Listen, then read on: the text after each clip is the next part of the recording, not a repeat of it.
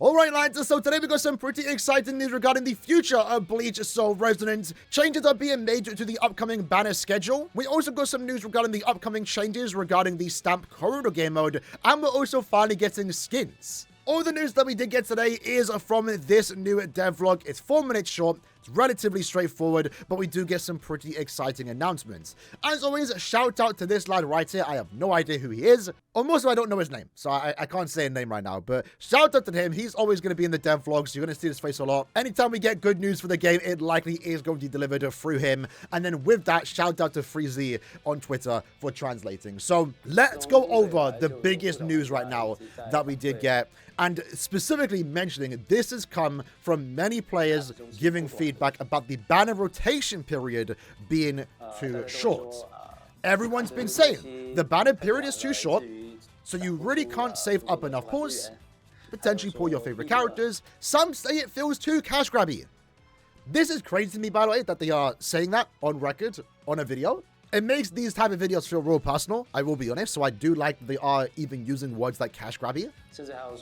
And some even say, it looks like we're in a rush to cash out and run. Like, that's so crazy to me that they're even saying that on video.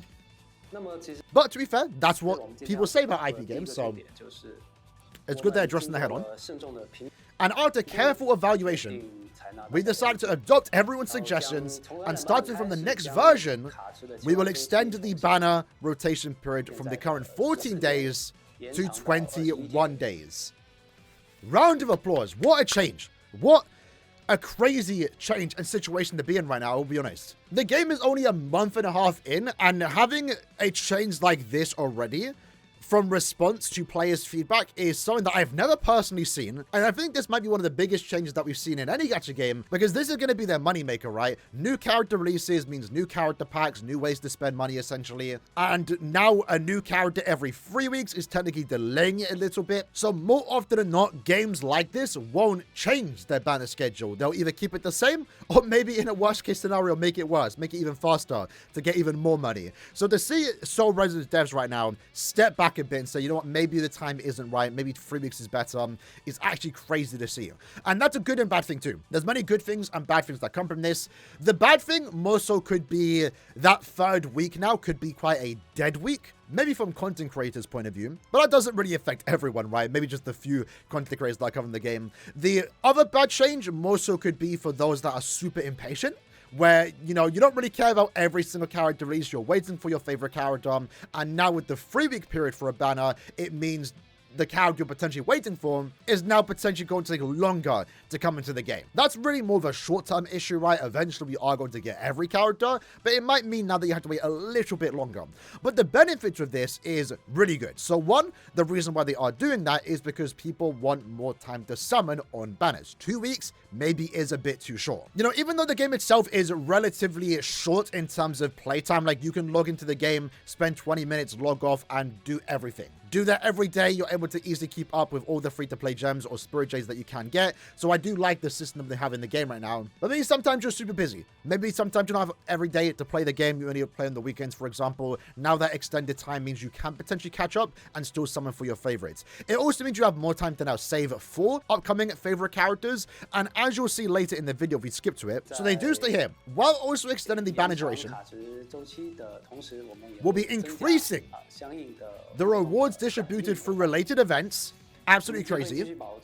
And we'll continue to keep new events coming every single week. So going back to that, this now means with the extended time of banners, you're also now getting more rewards to summon on those banners, right? So the Eisen event in particular does give 2,750. Let's say, for example, this was under the new schedule. Maybe instead of giving 2,750, it would give like 3,600 to make up for the fact that we now have an extra week worth of, you know, time that we need to summon and get rewards to summon on banners. Alongside that, we're going to continue to get our usual weekly events, like we have the Bingo Scratch Off, we have the Orihime event, and we also have the Snowball Assault. So with this new schedule, you know, week 3, for example, on the 2nd of January is when Gin should be releasing, but now that it's being delayed, Eisen is going to be here for another week. We're probably going to get another event on the 2nd to keep us occupied for that final week before the next character does release, but also more Spirit Jades, more summon currency to summon on Aizen or again save for the upcoming character. So not only are banners being delayed in a sense, you know, the banners are now going to be on a better rotation. 3 weeks, I think right now is a good spot. I was kind of fine with 2 weeks. Maybe I would have preferred 2 weeks and just more Spirit Jades in those events, but I think 3 weeks right now is like the safe spot. It also potentially gives us more time to take in the characters that they are releasing, while at the same time giving the developers maybe more time to work on characters to make their visuals and gameplay mechanics a lot better. So I think it's good for the players and also the developers themselves. And hey, even the Dolphins or the pay-to-play players, it's going to be good for them too, because now it means you only have to spend once every 3 weeks instead of once every 2 weeks. So I think overall, this change is going to be really good for the game. And to see that is crazy to happen only a month and a half after the game, especially in response to player feedback. Like I said, character releases, new banners are their main moneymaker. So them stalling, not even stalling, them delaying the banners now, being from 2 to 3 weeks, also technically might mean they make less money, technically. It's one less character, I believe, every 3 months. But they're willing to do that because it is going to be better for the experience of pretty much every player, especially those free-to-plays.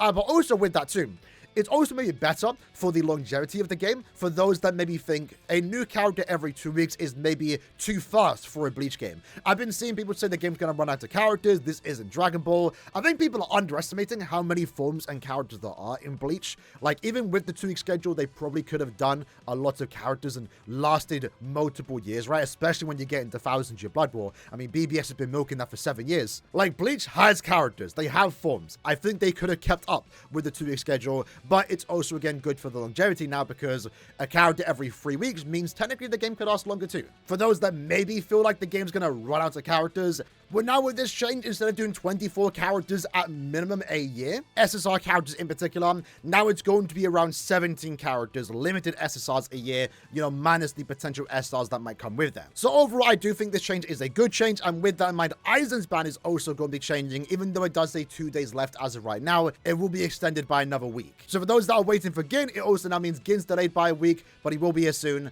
and eventually you can summon for him, and maybe now have more gems, jades, summon tickets to summon for that character.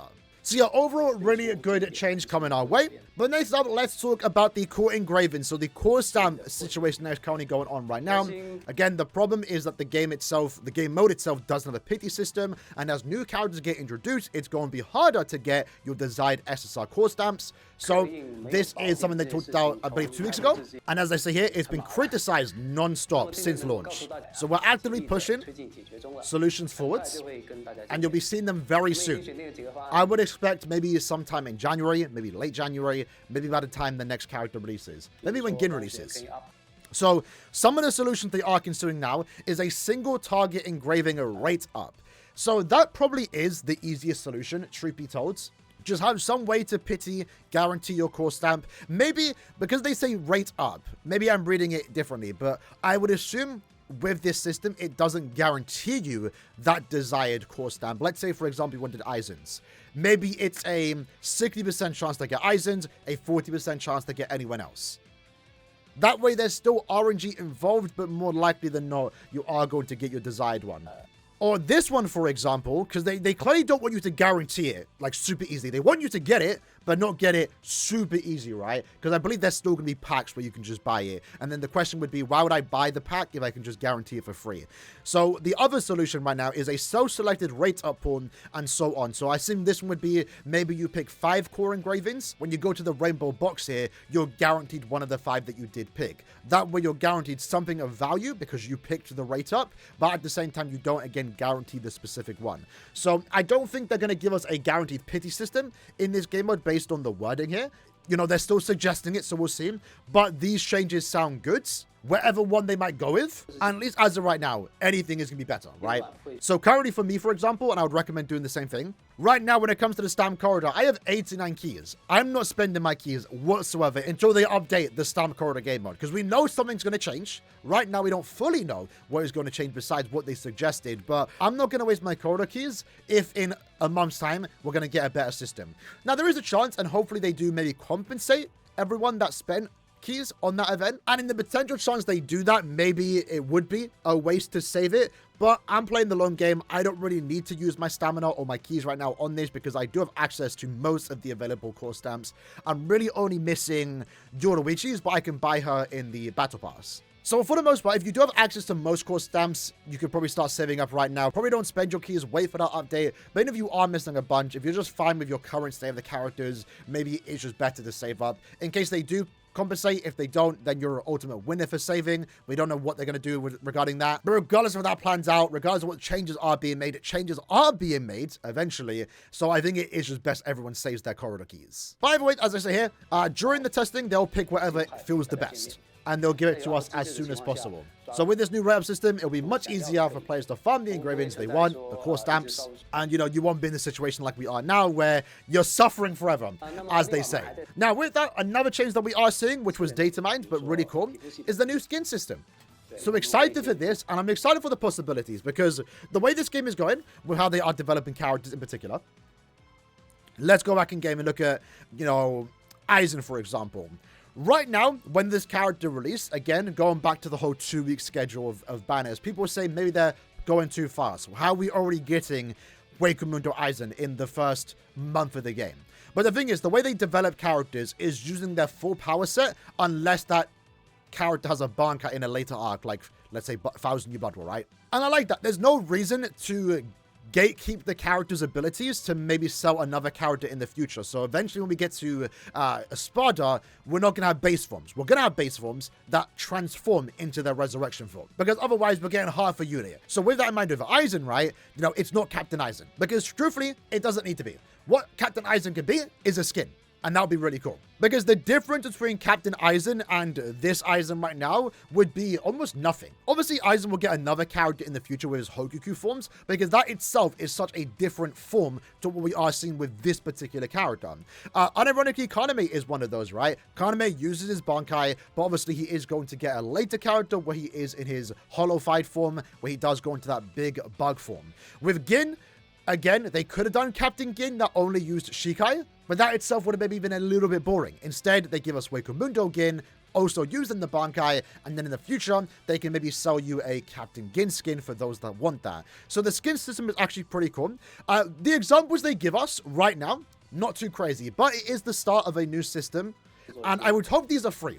I would maybe expect SSR skins to be purchasable. With Spirit Jades, for example, maybe these games do hate Spirit Jades, right? But that should only really be for like big skins that proper change the character model, maybe even change the visuals. As of right now, it does seem to just be a model change. So with the case of Chad, for example, it's him using his outfit that I believe he used when...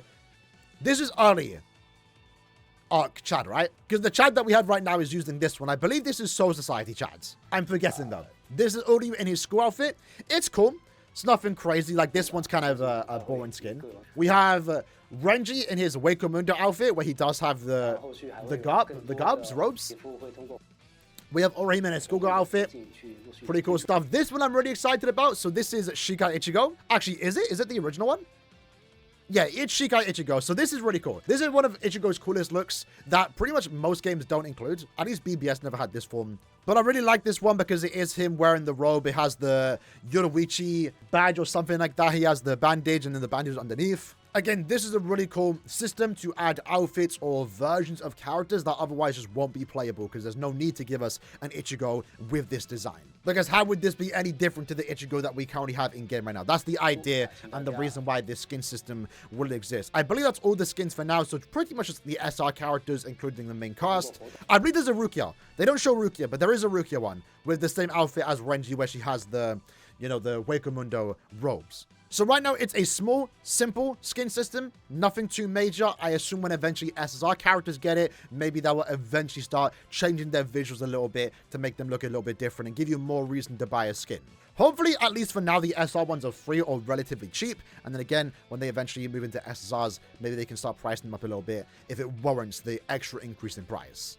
But free skins will also be a nice addition to events, truth be told. But other than that, that's pretty much all the news that we did get today regarding Bleach Soul Resonance. A short video, 4 minutes long, but does address pretty major things that are coming our way. Banners are now going to be 3 weeks instead of 2 weeks. Overall, I think that is a good thing for everyone, the players and the developers. With that, the events are going to offer more rewards to make up for the longer duration. And also, now that added week, we are going to continuously get weekly events so we don't get bored waiting for that next character. This overall means more time to save up for your favorite characters, more time and opportunity to summon on characters so the game doesn't feel like a cash grab or rushing through characters. Like we spoke about, we are getting skins, so that's something to also look forward to, especially when they start doing a lot more cool looking skins. And we are seeing active progression regarding the stamp corridor change. No confirmation date on when that is going to be happening, but something is happening, so probably start setting up your corridor keys. Either way, that's the video for today. Hope you guys enjoyed it. Let me know what you like to think about these changes in the comments below. Do you like them? Do you dislike them? I'm curious to know. And I'll see you guys next time. Take care, and peace.